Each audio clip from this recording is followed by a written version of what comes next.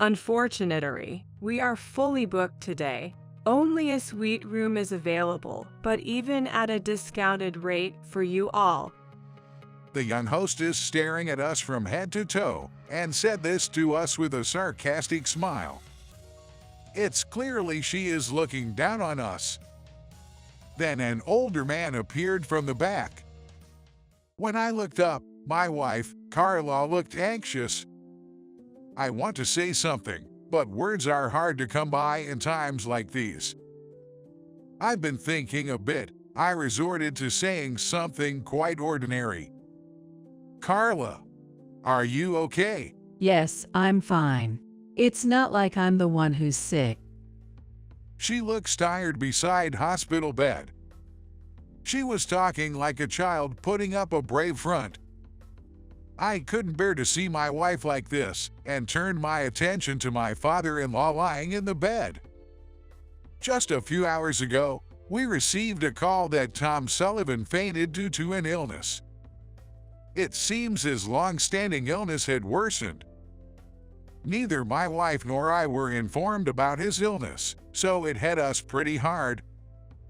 Also, according to the doctor in charge, any treatment will likely not cure him completely.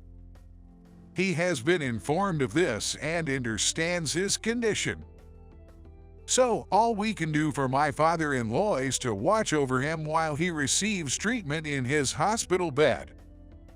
If we had kids, they could have offered some encouragement, I muttered. My wife quietly nodded. We don't have children.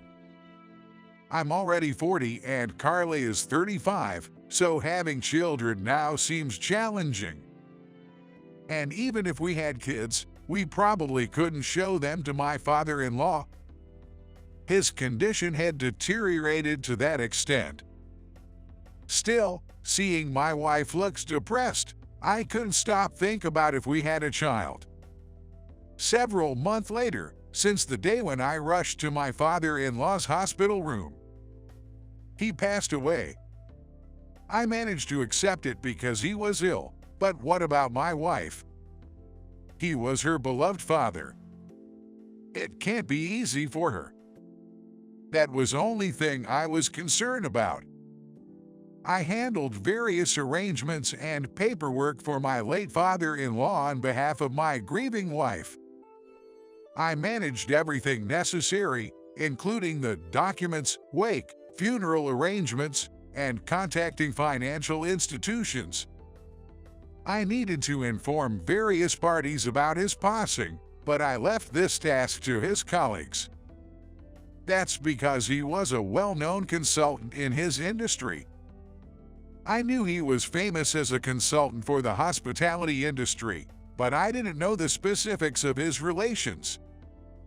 He apparently appeared on TV and in magazines, so do I need to contact those places as well? Ultimately, unsure, I decided to ask someone to handle such communications. What I focused most was staying by my wife's side as much as possible. I don't know if I could make Carla feel better even a bit. Nevertheless, I stayed by her side without saying anything. Eventually, the funeral preparations were complete, and many people gathered at the funeral home. First to arrive were our relatives. After them, my father-in-law's neighbors came. I thanked them and listened to their memories of my late father-in-law. Eventually, a couple who run a diner in the neighborhood showed up. He really helped us out. He was genuinely a good man.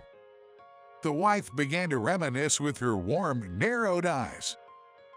Listening closely to the stories, it seems that my late father-in-law had given various advice about customer service and interior decoration to the diner's owners. Moreover, it's surprising to hear that, initially, he would offer advice every time he went there to eat without owners asked for advice.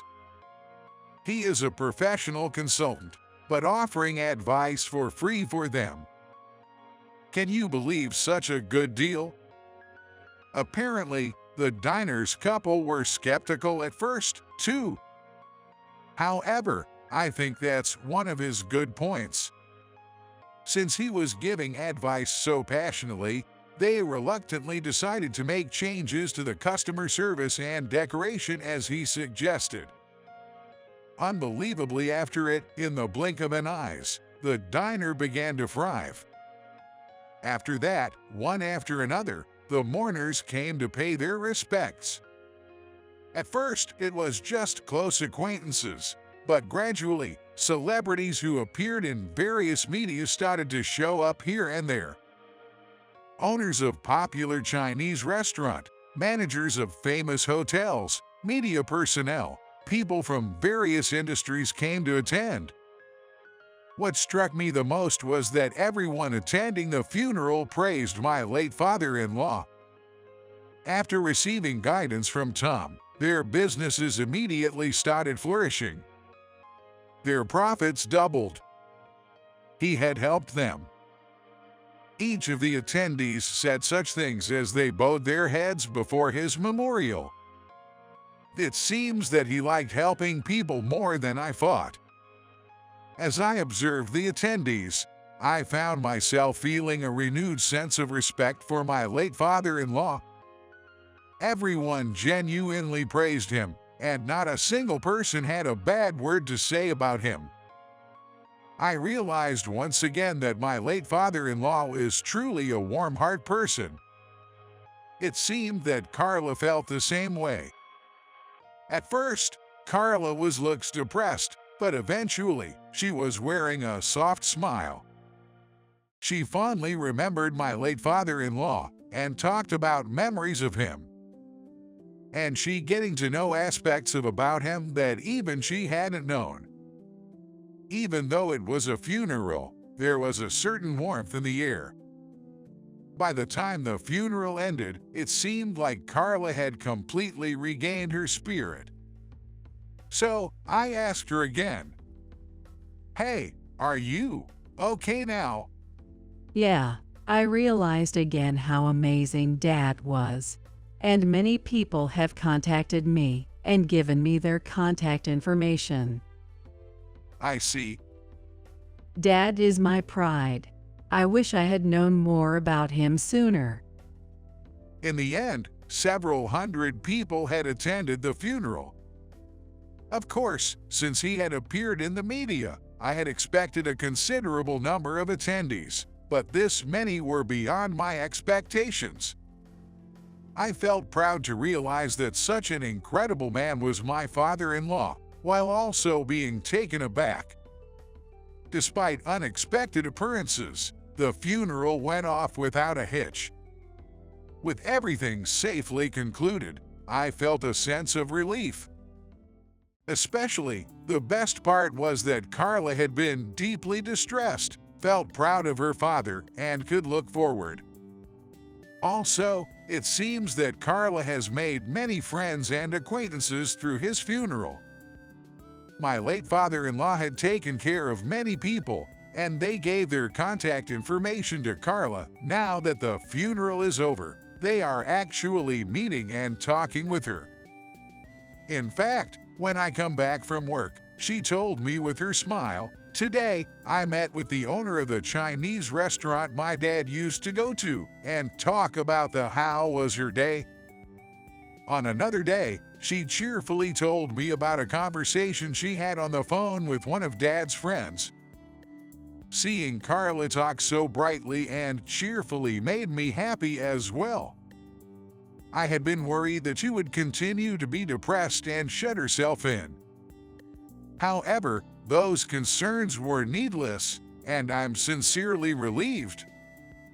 Eventually, my late father-in-law's first memorial service concluded, and it was becoming quite autumnal.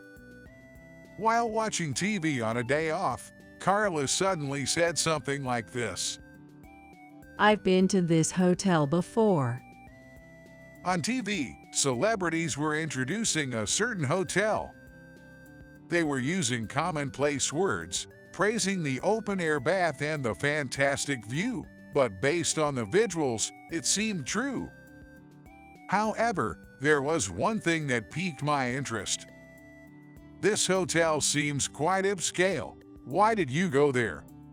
I went there because of my dad's work. He took me with him. And so, my wife, bringing up talk about her father, wouldn't stop talking. She continuously shared memories about what was good about this hotel and how, even though she went with him, her father only talked about work and didn't pay much attention to her. For a while, I was agreeing and indulging in my wife's talk.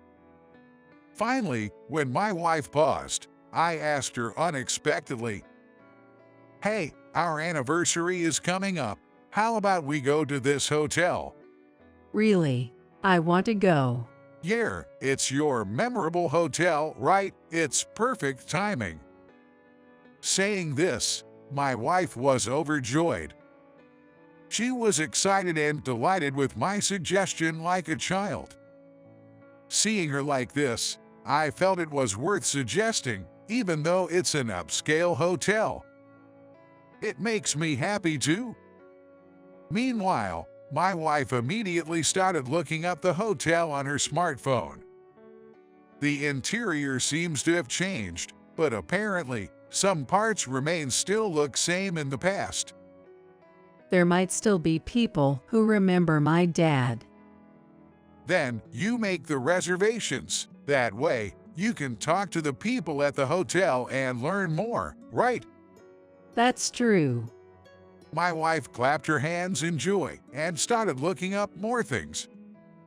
Since it's also our anniversary trip, I want to relax as much as possible.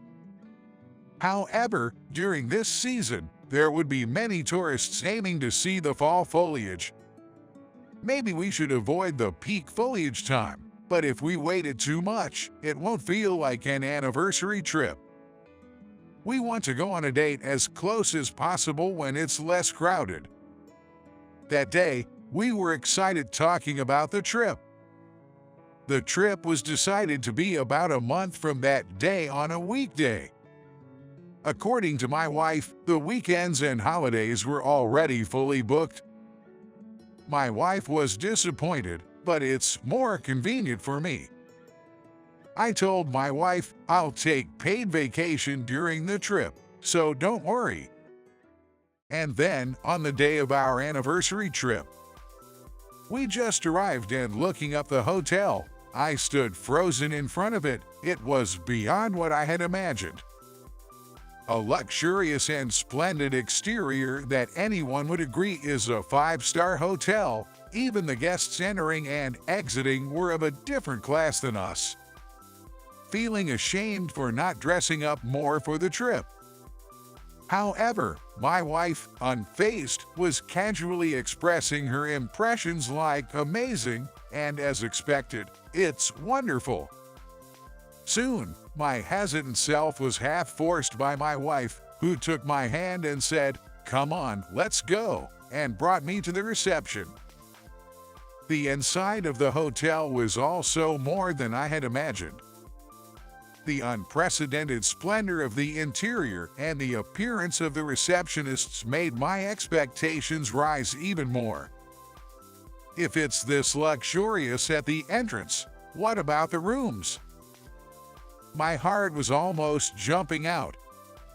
In contrast, my wife, as usual, was calm and started talking to a maid at the reception. Soon, my wife called me over. Looks she freaking out. As I approached, my wife said, Oh my gosh. They're saying we don't have a reservation. What? What do you mean? For a moment, I didn't understand what she's saying, so I asked her one more time. At the reception desk, my wife mentioned the reservation she made over the phone and told them her name. Then, the receptionist immediately checked it, but supposedly, my wife's name wasn't on the list of reservations. Afterward, suggesting there might have been an oversight, they checked again, but still, my wife's name wasn't there. My wife confidently insisted, "That can't be right. It seemed the receptionist was having a hard time. Then, my wife pulled out her smartphone and showed the screen to the receptionist. Look, the call log is still here. Right. Seeing this, the receptionist's facial expression changed drastically. Suddenly, they started hurrying, excusing themselves with "Please excuse me for a moment," and swiftly moved to the back of the reception counter, only to return in a rush shortly after. I'm very sorry. It seems to be our mistake. The receptionist began explaining the reason why our reservation wasn't recorded. It seems that at this hotel, the recording of reservations made over the phone and the entering of data into the computer are handled separately. Essentially, it seems there is someone in charge of the phone and someone else handling administrative tasks. This system is in place because this hotel usually receives a lot of inquiries and reservation calls, so it's to ensure that calls from guests can get through as easily as possible. And such administrative tasks are mainly the responsibility of the young hostess. But given that she is not good at technical person, errors in computer operation aren't rare. So, the receptionist gathered and checked the discarded reservation tickets, and it seems they found the one from when my wife made a reservation. In other words, it was due to a data entry error. While we were being explained all this, a young hostess in a dress appeared from behind the reception desk. Judging by her appearance, this woman must be the aforementioned young hostess. The young hostess glanced at us and spoke to the receptionist. What's going on? Well, we have guests whose reservation couldn't be made due to our mistake. Oh, I see. So the reservation didn't go through. That's problematic. I understand her confusion, but the young hostess hasn't greeted us, nor has she introduced herself. Such behavior is rather unbecoming for the hostess of such a respectable hotel. While I was thinking this, the young hostess turned to my wife. I am truly sorry. We are fully booked today. But I did make a reservation. This is your mistake, right? Yes, but as we are fully booked, there are no available rooms. Well, actually, we do have one room available.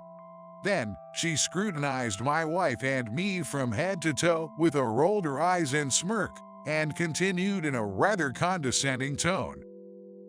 The only available room is the equivalent to the highest grade suite.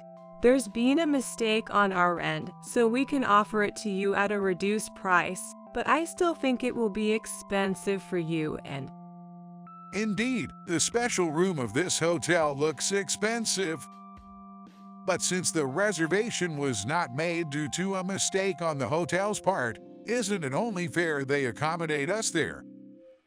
Yet, the young hostess does nothing but smirk the entire time. In a low voice, she says things like, "I think it's absolutely impossible for the you all, and what will you do today? It seems you've come all the way. Do you want to look for reasonable hotels around here?" Speechless. Is this what they mean? I couldn't even respond. From an outsider's perspective, we indeed might look, we are not rich, being saved money for this trip. But for a high-class hotel's hostess to speak to guests like this, it's shocking, especially as I had high expectations for this hotel. Shortly, my wife whispers to me, Dad used to say, you can surprisingly tell when guests are unfamiliar with the place. And unfamiliar guests are the same as new guests. Whether you can successfully engage such guests. She really doesn't get it. "Is that so?" Yes, normally, especially with new guests, you would respond more sympathetically in situations like this, but she doesn't seem to get it. My wife's words carried weight. I could feel she is indeed the daughter of my father-in-law, who had been a consultant in the hospitality industry. While we are having such a conversation, the receptionist seems to be advising the young hostess in a low voice, "You shouldn't talk like that." But the young hostess plays dumb. She doesn't listen to the receptionist. Eventually, the receptionist gives up and starts contacting someone on the counterphone. From this series of events, it seems the problem doesn't lie with the hotel itself. Then the young hostess asks us. So, what will you do? Pressed by the young hostess and with me couldn't to say anything, my wife sighs and mutters. How we've waited patiently, and still, this poor response. You've lost everything. At my wife's words, the young hostess frowns. Not understanding the words, let alone trying to comprehend them. At that moment, an older man appears from somewhere and approaches us. He turns to the young hostess and says, "What did you say to our guests?" No, I didn't. The young hostess suddenly gets flustered, and she gets sweating, avoiding eye contact. The older man says, "That's enough, please step back," and dismisses the young hostess. Then he bows to us. "I'm deeply sorry. I heard there was a mistake on our part." Before he could finish, my wife quietly says, "Ah." Hearing this, the old man also stares intently at my wife's face. Then, hesitantly asks my wife, "Excuse me, are you the daughter of Mr. Sullivan?" Yes, you are, Mr. Johnson, right? "Yes, I'm Johnson. It's been a while. I've been waiting for you. How have you been, Miss Sullivan?" I'm sorry, I'm married now, and my family name is David. Saying so, my wife points to me. Then, the man called Mr. Johnson smiles warmly and corrects, "I see, Mrs. David." After that, Johnson apologized to us for the young hostess's poo attitude and for the reservation not being made due to their mistake. "It was our mistake, and since you're Tom's daughter and her husband, please stay as long as you'd like, 2 or 3 nights." He starts confirming with the receptionist about available rooms. In the meantime, not fully grasping the situation, I ask my wife about Mr. Johnson. Who is he? Mr. Johnson is the owner of this hotel. What? I met Mr. Johnson a long time ago. I was a kid, but he and Dad were good friends. Really? I actually found out Mr. Johnson was the owner when I was looking into the hotel. So when I called to make a reservation, he happened to answer.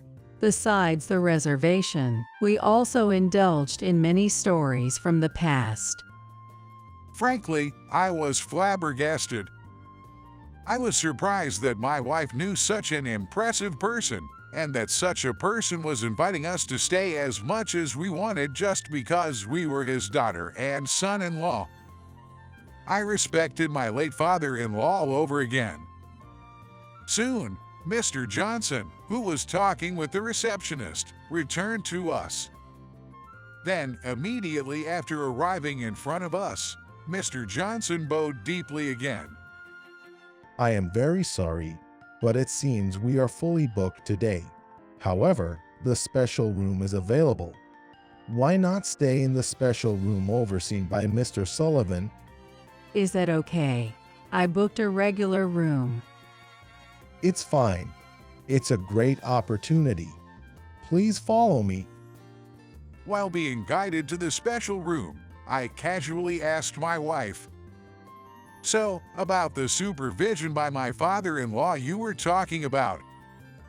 Yay, Remember when we were watching TV and I told you that I've been to this hotel before? Actually, I came along when Dad was tasked with overseeing the special room. We arrived at the special room while talking.